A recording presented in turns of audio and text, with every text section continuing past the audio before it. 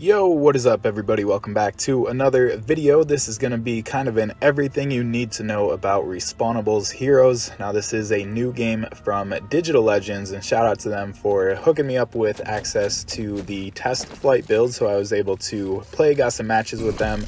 That's all of the footage you are seeing, and was able to check out the game and come up with a little guide here. So I basically put together everything I've learned, and I've really only played a few hours, so definitely not an expert. There is some depth to this game with the meta and different playstyles or roles and different heroes you can play as, but we'll get all into that in a bit.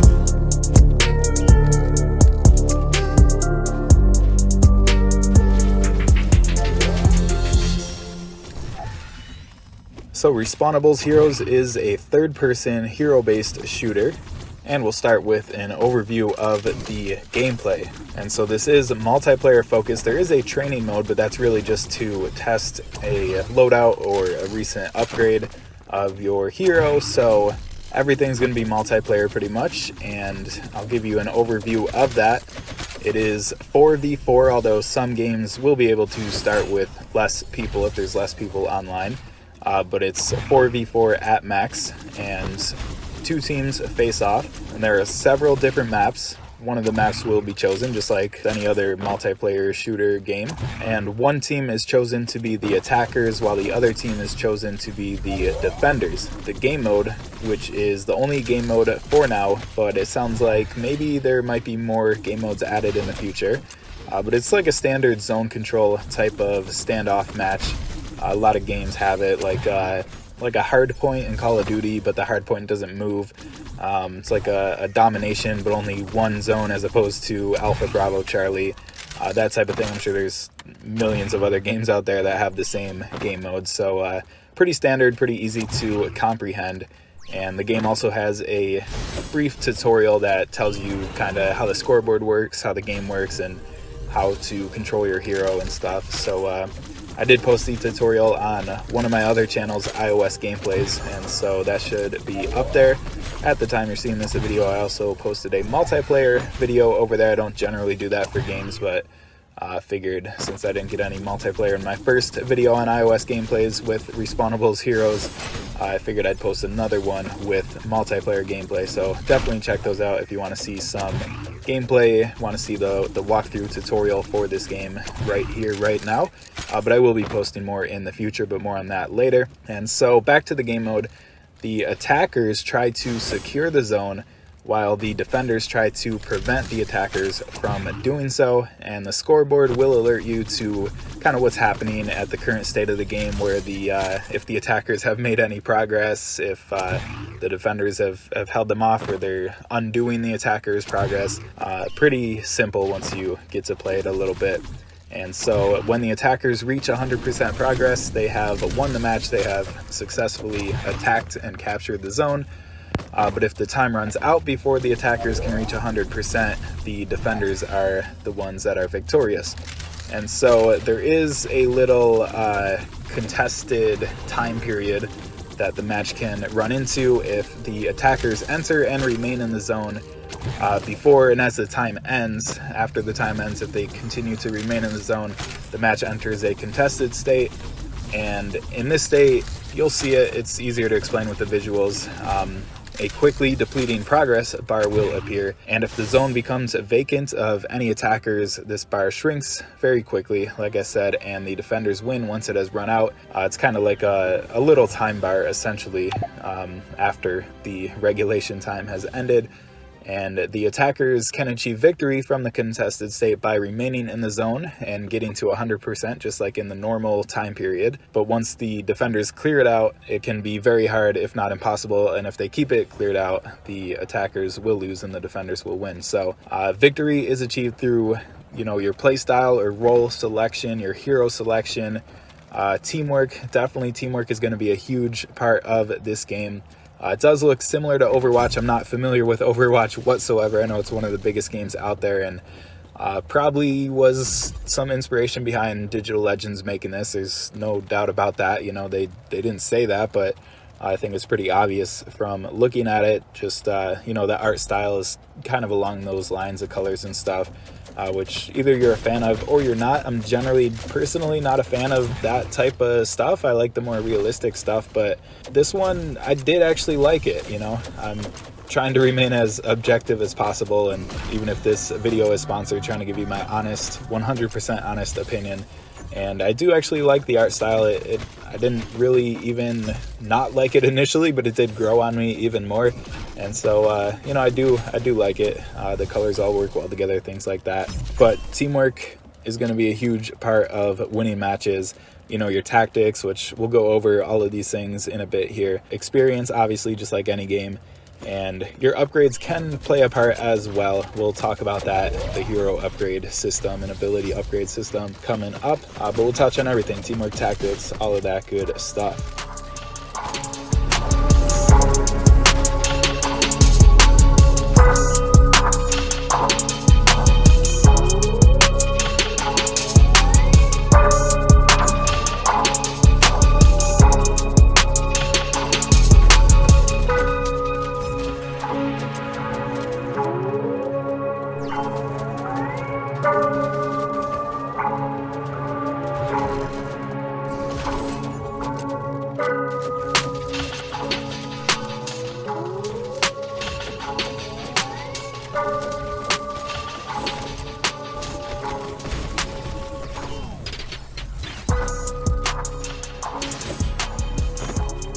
So we mentioned playstyles. There are three main playstyles, or roles. It's probably better to call them roles. I'll probably call them playstyles more often, but just the way I've chosen to do it, what kind of naturally flows for me. But they are roles in the game, and they are stamina, tactical, and offensive, and they are just as they sound.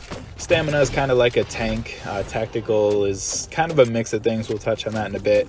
And offensive is your more agile characters. And so the styles are pretty self-explanatory. Like I said, each hero fits into one of these styles. We'll go over heroes next, but there are several different heroes. There are currently 6 in the game, and so there are multiple heroes within each style or within each role. And so just to touch on it again, offensive are very fast, mobile. They can be used to flank, run up in if you got a map with a 2-lane, 3-lane system, it can run up one of the lanes, jump behind the enemy, deal some surprise damage or, whatever, just move around quick. They can avoid Special attacks from the enemies, which we'll go over in a bit. Stamina are, kind of like your tanks. They're very strong, but also very slow, not very mobile. They can be used to push through choke points. They can defend. They can help absorb a little bit of damage as, like an offensive runs around and deals more damage. The tank or stamina can kind of absorb a little bit, and they can also deal a lot of damage in close range. And so you don't want to get too close to one of these guys, but they are easy to run away from. So then we have tactical, and like I said, there's kind of a few different ones. There's two in this role right now, two different heroes. One of them is the healer, and the healer is pretty self-explanatory. It does just that. It heals, and they're similar to agile, but maybe don't deal as much damage. They're more, I was going to say tactical. That's literally what the role is called. But they have special abilities that if you use them in the right way at the right time, which goes for all the heroes, so kind of all the heroes are tactical, but these guys are just kind of like a middle ground where, those tactical abilities really do come into play. Like the healer, if you're not healing your teammates, you're not going to win the match. And so they're very important. One of the other ones that's in the game right now can shoot like it's like an area of effect attack where anybody who runs through there, any enemy, is slowed down. And so that's really effective, but you'll see that in all of the gameplay or what's on the screen right now. And so those are the main three roles or play styles, and when queuing up for multiplayer, you will need to select two of these styles that you would like to play as. And this, I'm personally not a big fan of this. Hopefully it changes in the future, but my understanding of it is that they kind of need to do this to help balance the matchmaking, because if you could just play as anything, you might end up with a team of like 4 healers or something versus like 4 stamina, and it just might kind of ruin the gameplay. So hopefully they kind of come up with a way to get around this, just because it's a little bit weird in that you have to back out of the queue, the multiplayer queue, and select a different role to get it to switch up. Usually, you do pick 2, but from what I heard, what I learned, the game gives much higher priority to the one that you select first, and then lower priority to the one you select second. So you select 2 of them as you're seeing on the screen, and then the one, pay attention to the order you select them in, because the one that you select first, you'll most likely play as that. I guess it's not guaranteed, but pretty much every time it seems like you will be playing as the first one you select. And then if you want to change up, you're probably going to have to, at least if you want to select that third one that you didn't select, you're definitely going to have to back out of the queue and reselect and rejoin a multiplayer queue to switch up your hero. But yeah, like I said, that's,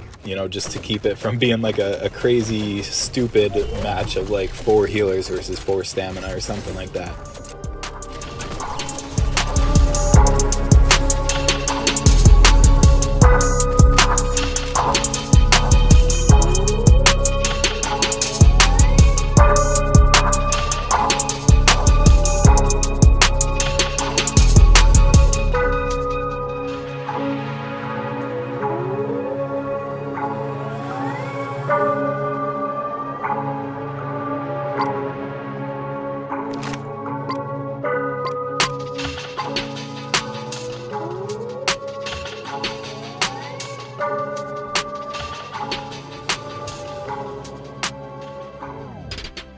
But now onto the heroes. Now that we covered the playstyles or roles, like I said in that section, there are currently 6 unlockable heroes. You do start with 3, and the rest are easily, keyword easily, obtainable through crates, which we'll talk about in a bit. That goes along with the upgrade system. But there is like a duplicate protection, I guess, on the crates.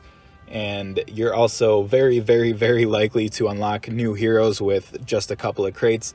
I might be able to throw it on screen of like how many crates it took me to unlock all the heroes, but it's pretty easy to unlock them initially, which is a very, very good sign, because you're definitely gonna want to get them unlocked just to have some different, styles to play as and different abilities to use.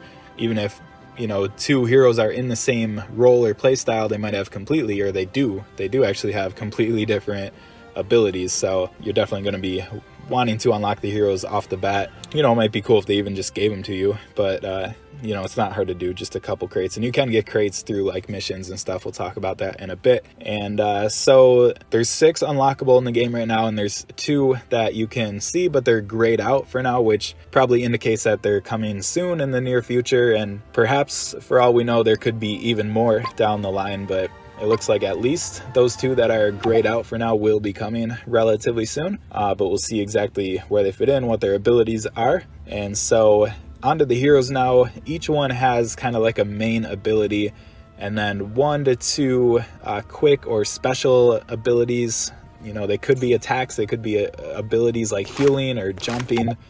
Each hero is going to be a little bit different. And then they do have a charge or an ultimate ability, and you can get a brief overview of this in the game tutorial as well. Like I said, check out that video on iOS gameplays or just play the tutorial for yourself. Pretty self-explanatory, but the main ability can be used over and over repeatedly. That's like, you know, shooting your main weapon or whatever, dealing a little bit of damage. And then quick abilities or special abilities have a brief cooldown timer after they're used, like 10 seconds, 5 seconds, even 2 seconds.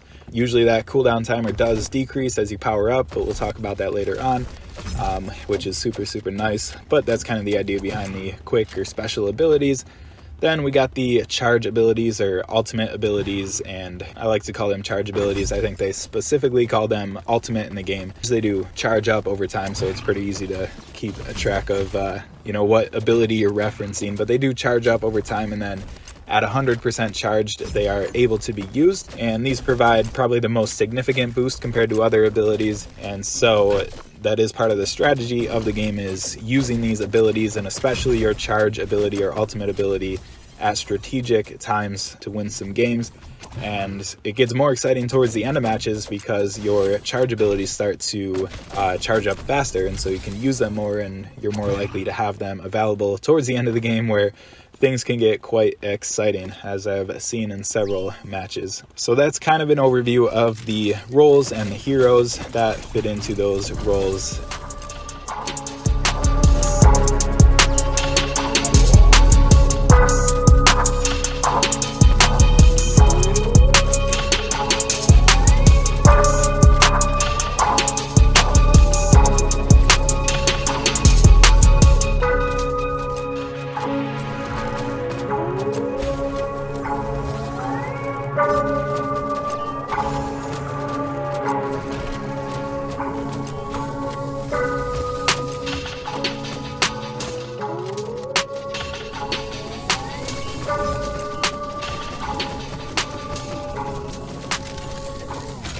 And so now we'll go over the upgrade system and unlockables in the game. And so as stated earlier in the last section, there are currently 6 heroes, each with their own unique abilities and skills. And heroes can be upgraded, and their weapons or utility items, their equipables, if you will, can be upgraded as well. And further, each hero can have any number of unlockable skins. It looks like skins do change appearance, as you would expect, but they do not affect performance in any way. But upgrading heroes and their equipables does affect performance. Like, you know, they might do more damage, they might be able to move faster, better mobility. They might have shorter cooldowns for special abilities, like I said. And so we'll talk about that more in a bit. But hero upgrades, equipable item upgrades, and skins are all through these things called hero cards. A hero card can be any one of those things, hopefully that makes sense. And a hero card is acquired by opening chests. That's what you get out of the chest. You can also get some currency as well when you open chests. It takes 1 hero card to initially unlock a hero. Like I said, you know, the dev said there is some duplicate protection, and you're very likely to unlock the heroes very early on with just a couple chests, which is super nice. And so the heroes are easy to unlock, it seems, and it takes only 1 card to unlock hero skins as well, but it takes many hero cards, and you get a lot at a time. Like you might get 20, 30, 40 at a time, but you'll see on the screen and in future videos, and even in the future of this video, that it can take quite a few to save up to be able to upgrade or star up your hero, which we'll talk about starring up in a second. But you do have to collect a bit and be able to power up that way. And so a hero or equipable item can be upgraded 10 levels at a time. And once a power of 10 is reached, like 10, 20, 30, 40, etc., a certain number of matching hero cards, like I was just talking about, need to be owned to star up the hero or the equipable item. And so starring up allows you to upgrade to the next power of 10 levels. So initially starting off, you'll have your hero unlocked and you can upgrade him or her to level 10. And then if you have a certain number of hero cards, you'll be able to star up that hero. And then, and only then, can you go from level 10 to level 20, and so on and so on. Hopefully that makes sense. It should make sense with the visuals on the screen. And upgrading does cost the soft currency in the game, and starring up does cost soft currency as well. And for these reasons, as you'll see kind of on the montages on the screen of upgrading my heroes, it does add up to quite a bit, and I highly recommend at this point to only open the premium chests with the hard currency, the premium currency, the gold-like currency, and save your soft currency for these upgrades, because you are going to need it and you're probably going to run out. But we'll see kind of how that plays out as the game is played more and stuff, because I have very limited experience. I've really only played a couple of hours, a handful of matches with the devs, and so, you know, I don't know what exactly the grinding process will be like in this game, if you'll be able to get a lot of rewards from missions and things like that. You know, you do get chests and currency from missions. I did complete a few, but in my limited time I did not complete many, so I'm not sure exactly what that will look like. But as of right now, I would say hold on to your soft currency, because you're gonna need it. Only use it to power up. Do not use the soft currency to buy those lower tier crates. Only buy the premium crates with the hard currency. And yeah, so anytime you upgrade something, you'll be increasing your power level, which is kind of like a signifier of your overall account progress or inventory collection, I guess. And so as you upgrade your heroes and their equipables, your account power level will increase. There isn't much else you need to know about this. It's, you know, that's pretty much it. Power level isn't really something you need to like focus on. You get small rewards for advancing power up levels or power levels, you know, which are nice rewards, but nothing crazy, like crates and currency. And the only other thing I would say about it is that maybe it's used to help balance matchmaking. You know, if a level 50 power level is going against a level 1, might be a little unfair, but we'll talk about that more in a bit. Hopefully it is balanced. It should be. And so then lastly, touching on power-ups, or closing up my thoughts on power-ups here. You know, I'm not excited that they upset the balance of the game, but hopefully, you know, the matchmaking is balanced, and you know, upgrading does help increase the fun of the game, because they can lead to like shorter cooldown times, faster mobility, things like that. It does definitely make the game more exciting. For example, like 2 opposing players at the same level will be a balanced match, right? Regardless of how powered up they are, as long as they're equal, it's a balanced match. And so, you know, with that said, I think 2 players going against each other at level 100 will be a much more exciting and fun match than 2 players going against each other at level 1, while both of those scenarios would be a balanced fight. And so it will be cool to upgrade and have those more exciting, faster paced matches. And, you know, as you progress, you know, you'll have more experience at that point. You'll be able to use those abilities faster and know what you're doing, and know how to move around faster, and know exactly what to do in each situation. And it'll make for some very, very exciting matches. You know, things can get very awesome towards the end of these matches. So, you know, it is a lot of fun, but we'll leave it at that for now.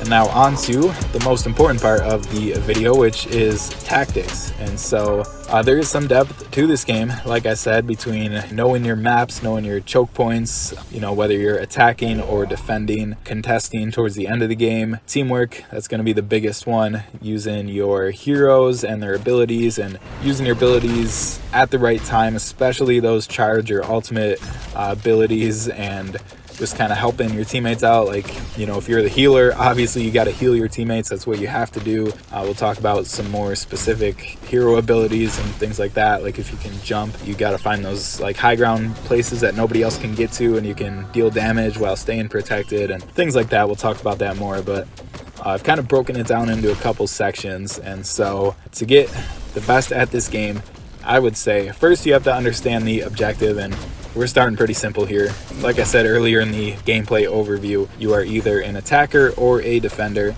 and this is really just understanding the basics, like how the scoreboard works. You know, when you got to be alert and aware of when the enemy's capturing, if you're defending, you know, if they're attacking. And you know, there's been some games where I might be like running off to the side in a battle with somebody, and before I know it, the match is over and the attackers have secured the point, and I was just like consumed with this fight and wasn't really paying attention to the scoreboard. So, you know, just the very basics like that will help you out. But like I said, we covered this well in the gameplay section, so go back and review that if you need to.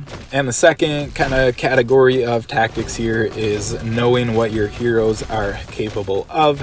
Like I said at the beginning, this is a multiplayer focused game, but there is a training mode kind of to get a feel for different heroes' abilities, their movements, their abilities. I already said that.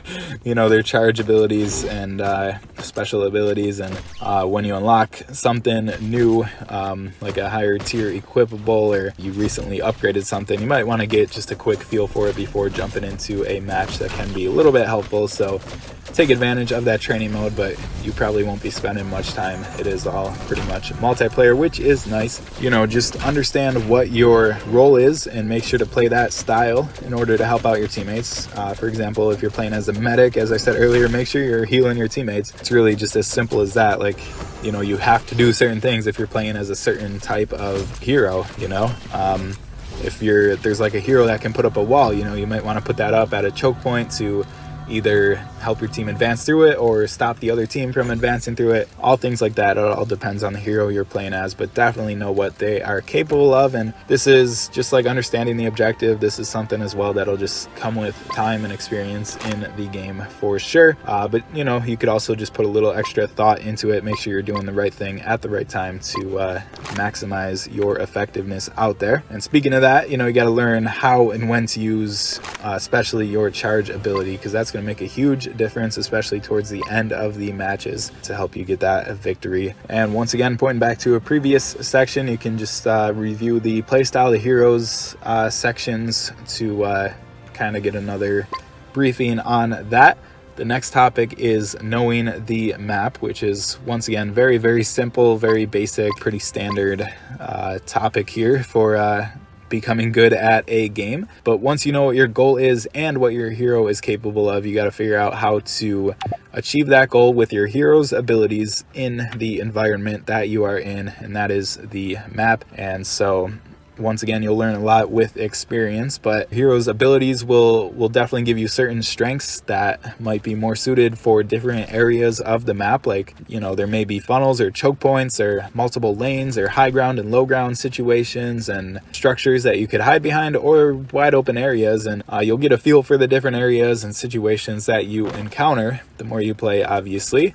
And I can't go through every hero and every ability in every possible situation. But for example, if you're an agile attacker, you could find a flank and run around and surprise the enemy. You could use your speed to avoid those special abilities and charge attacks. If you're a stamina role player, you could try to hold down open areas. You know, you could run into that objective zone and capture it and absorb some damage and provide a distraction, while your faster teammates can move around you and, you know, hide behind you and things like that. You can also, you know, deal a lot of damage around corners and close areas. You might, you know, you can't move fast, but if you do happen to sneak up on an enemy around a corner or something, you can take them out with a lot of damage. You know, if you have the ability to put up a wall, like I said, that can be extremely useful. You'll see it used a lot in the footage.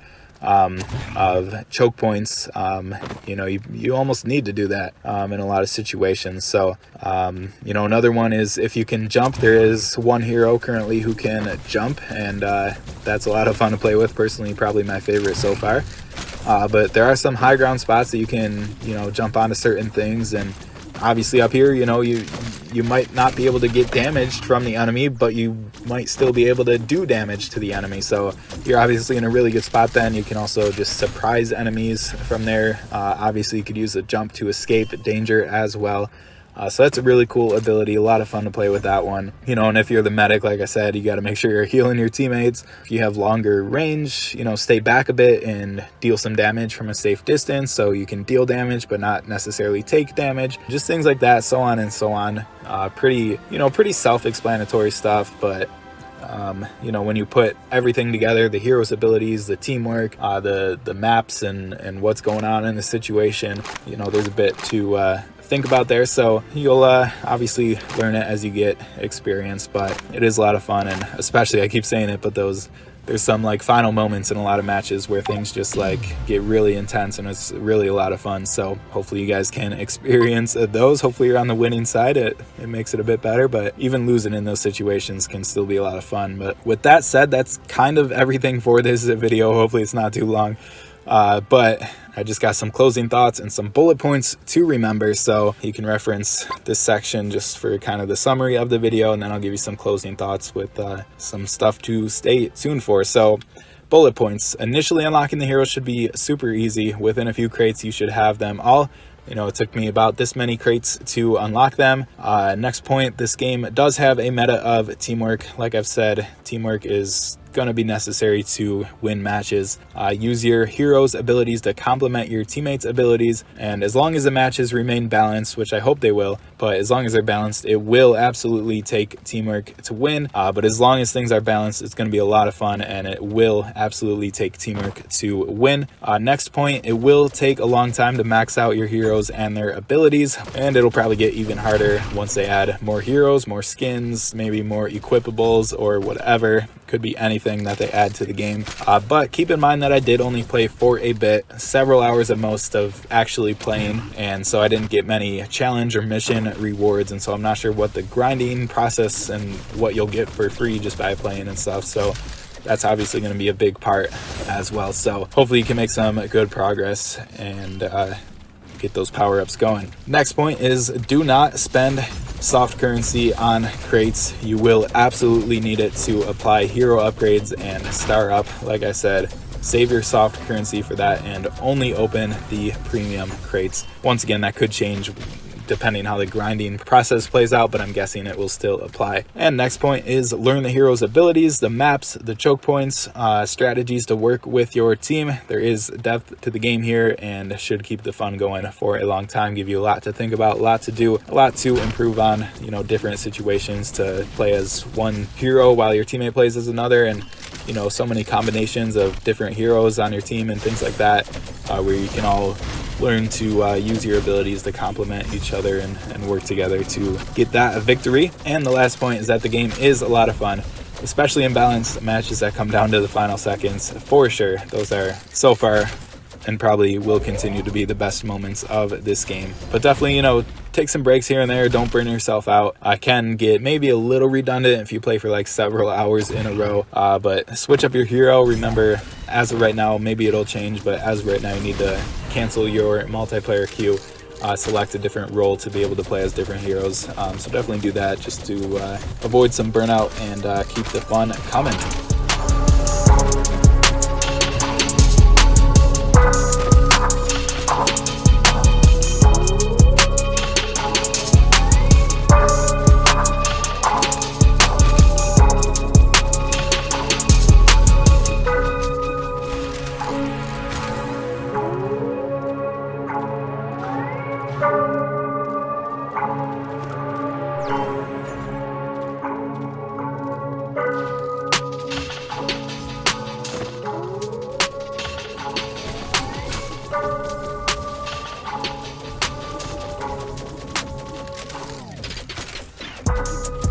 But with that, just on to some closing thoughts. And once again, while this video is sponsored, I am doing my best to share my honest opinion. You know, I gave you some pros and cons, but just to touch on the pros and cons again in a specific list. No, I'd say the pros are that, one, the game is a lot of fun. There's no doubt about that, especially like I just said, those awesome matches coming down to the wire, man. Last few seconds where things can flip, you know, very quickly. It's a lot of fun. Initially, unlocking heroes is easy. That's awesome. There is depth to the game in terms of tactics, strategy, and teamwork. The animations, the movements, the effects, the graphics are all crisp and smooth. It looks great playing on the iPhone XR here in this video, by the way. And the art style is nice, like I touched on much earlier in the video.